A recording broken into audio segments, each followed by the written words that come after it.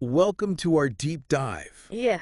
into the life of Eleanor Roosevelt. Mm-hmm. This woman Yeah. who went from being called Granny in her youth Yeah. to becoming this global icon for human rights. Such a powerful transformation. Yeah. And today we're going to Yeah. kind of unpack all of that, Yeah. how she went from kind of those awkward early years to completely reshaping what it means to be a first lady and then becoming this unstoppable force for social justice on the world stage. A global icon. And we're going to, for this deep dive, we're using a podcast episode that's just packed with fascinating stories, observations about her life. So that's great. What really strikes me is that Eleanor Roosevelt's story, it's not just about overcoming challenges. Yeah, no, it's deeper than that. Personal challenges. Yeah, it's about how those challenges fueled her empathy and ultimately her activism. Okay, so let's go back to the beginning. I mean, her childhood was just marked by some pretty profound losses. Really. Losing both parents at such a young age. Yeah. I mean, her mother to diphtheria when she was just 8. Right. And then her father, who struggled with alcoholism. Right. He died by suicide just a year later. Wow. It's hard to imagine the impact that must have had on her. Well, I think it's almost as if experiencing such deep loss early on opened her eyes to the suffering of others. She developed this almost instinctive understanding of vulnerability and the need for compassion. Right. And that awareness, that really laid the groundwork for her later work with the Red Cross during World War I, where she really encountered suffering on a massive scale. Right. It wasn't just about bandaging wounds. Right. It was about connecting with people in pain, recognizing their humanity amidst the chaos.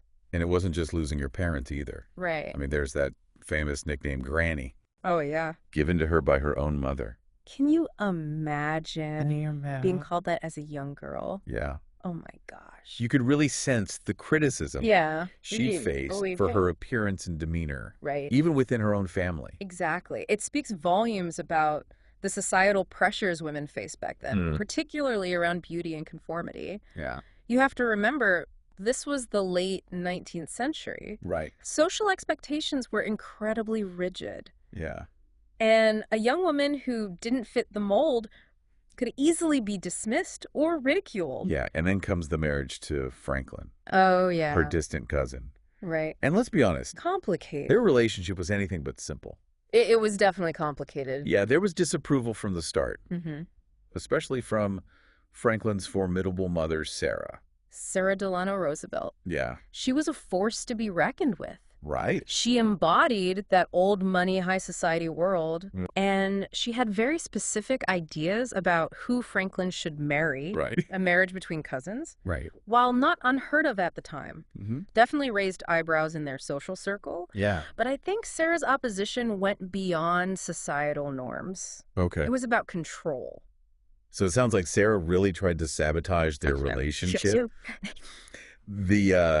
The podcast episode we're using mentions that she demanded a year-long delay for the wedding. Wow. And even tried to keep them from being seen together. Trying to control everything. Kind of reminds me of those classic overbearing mother-in-law stories, but with much higher stakes. Absolutely. And that dynamic continued even after they were married. Oh, wow.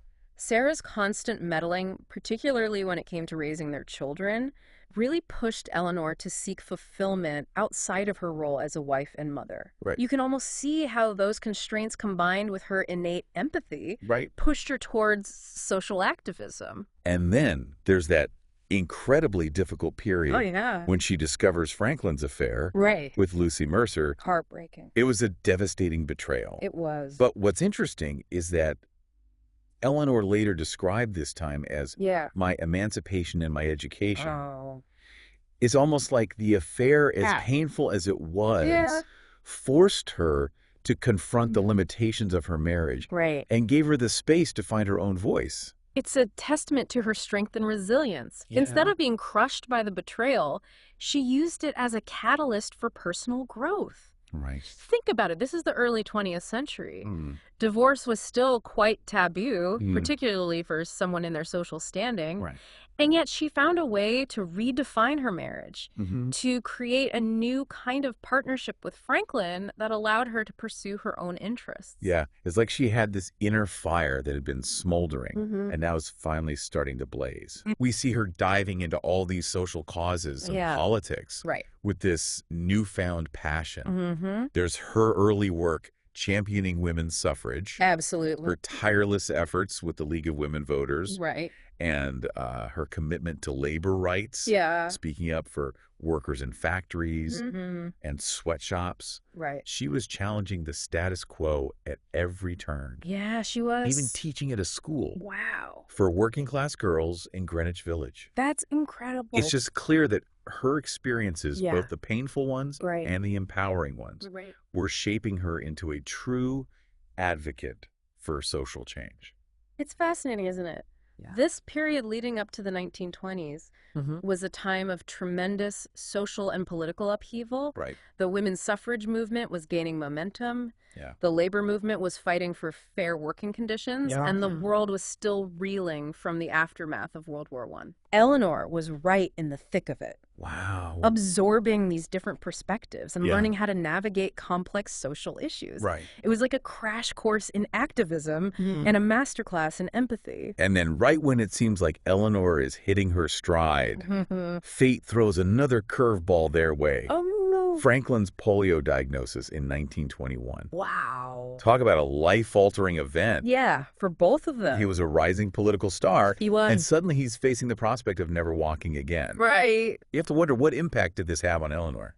Well, you'd think it might have pushed her back into that more traditional role of caretaker, Right. but actually it seems to have had the opposite effect. Right. She became his fiercest advocate, and ultimately his partner in navigating this incredibly challenging time. Yeah. Remember, this was a time when disability was deeply stigmatized. Right. For a politician, it was almost seen as a career-ending blow. Right. But Eleanor, with her characteristic blend of pragmatism and compassion, Yeah. stepped up to protect his political aspirations. It's fascinating how she Right. took on this role of being his proxy Right. on the political stage. Yeah. Imagine trying to conceal the severity of his illness from the public back then. I know. No social media, Right. no 24/7 news cycle. Totally different world. They managed to pull it off, They did. largely thanks to Eleanor's incredible skill at managing perceptions. It speaks to her strategic mind. Yeah. And let's not forget the role of their brilliant advisor, Louis Howe. Right. He was a master strategist who saw Eleanor's potential Mm-hmm. and really mentored her in public speaking and political maneuvering. Yeah. Together, they helped Franklin keep his political dreams alive, Mm-hmm. even as he faced this monumental personal challenge. And those dreams eventually led him to the White House. Right. In 1932, Franklin is elected president. A new chapter. And Eleanor, well, she's about to completely redefine what it means to be First Lady. She sure is. You know, most people back then saw the role as purely ceremonial, Right. hosting dinners, Mm-hmm. attending social events, Right. and staying out of the political fray. Right. Just kind of like a background figure. But Eleanor had other plans. She did.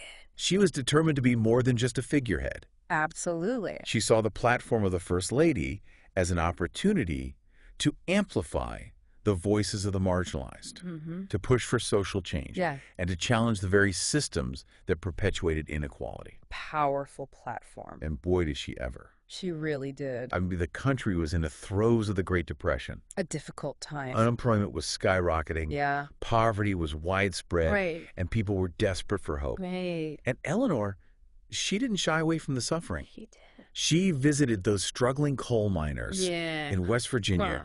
advocated for relief projects, Mm. and even pushed for the creation of the National Youth Administration Wow. to help young people find work and education. That's incredible. She was a tireless force for good, Yeah. constantly pushing the boundaries of what a First Lady could do. And it wasn't just about symbolic gestures. Right. It was about tangible action. Mm. She challenged racial segregation by inviting African American leaders to the White House, Wow. something that was unheard of at the time. Right. She held press conferences exclusively for female reporters, Yeah. giving them a platform to raise issues that were often ignored by the mainstream media. Right. She even wrote a syndicated newspaper column, I've heard of this. My Day, Yeah. where she shared her thoughts on everything from politics and social justice to the pressures of public life. Right. Millions of people read her column. Wow. It was like having a direct line to the First Lady, and she used that connection to advocate for change. It's almost like she was single-handedly changing the game. She really was a trailblazer. And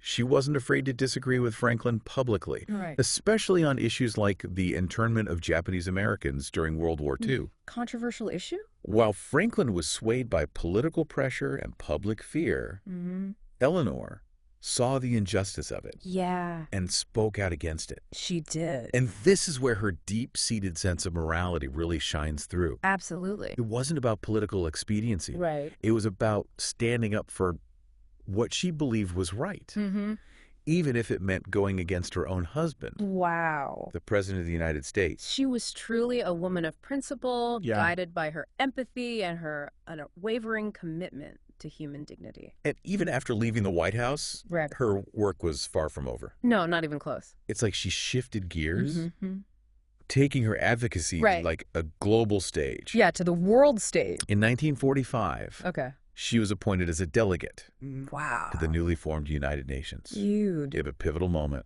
The world was still reeling from the devastation Right. of World War II, Yeah. and here she was, helping to shape the future of international cooperation. It's incredible to think about the impact she had at the UN. I know. She was instrumental in drafting the Universal Declaration of Human Rights, Yeah. a document that laid out for the first time Right. a comprehensive set of rights and freedoms Right. for all people, regardless of their race, religion, Right. gender, or any other status. Yeah, It was a groundbreaking achievement, it was. and it really solidified her legacy Yeah. as a global champion for human rights. It's amazing to think about it. I know. The woman who was once dismissed as Granny Right. helped craft one of the most important documents Yeah. in human history. Incredible. It really speaks to her evolution Yeah. and the power of finding your voice, even when others try to silence you. And what's truly remarkable is that she didn't stop there. Even in her later years, Eleanor never slowed down. That's amazing. She continued to travel the world, Right. speaking out against injustice, advocating for peace, Right. and pushing for progress on civil rights and women's rights. She was a constant presence at rallies, conferences, and protests, Right. lending her voice and her influence to countless causes. She was this tireless advocate She was. right up until the end. Absolutely. It wasn't just about grand pronouncements and speeches. No. She was deeply involved in grassroots efforts, Right. supporting organizations like the NAACP and working to improve the lives of everyday people. She even challenged President Kennedy Really? on issues like housing discrimination, Wow. pushing him to take more concrete action to ensure equal access to housing for all Americans. Wow. It's a testament to her courage Yeah. and her unwavering commitment to justice, Right. even when it meant challenging those in power. It's so inspiring to see how she used her platform to uplift others, Absolutely. to champion those who are marginalized, Right. give them a voice. Yeah, it's a powerful legacy. So what stands out to you as her most enduring legacy? I think it's her unwavering belief in the inherent dignity and worth of every human being. That's what fueled her activism, her empathy, Right. and her relentless pursuit Yeah. of a more just and equitable world. Amazing. She understood that progress requires constant vigilance, that we can't afford to be complacent in the face of injustice. Eleanor Roosevelt's life Yeah.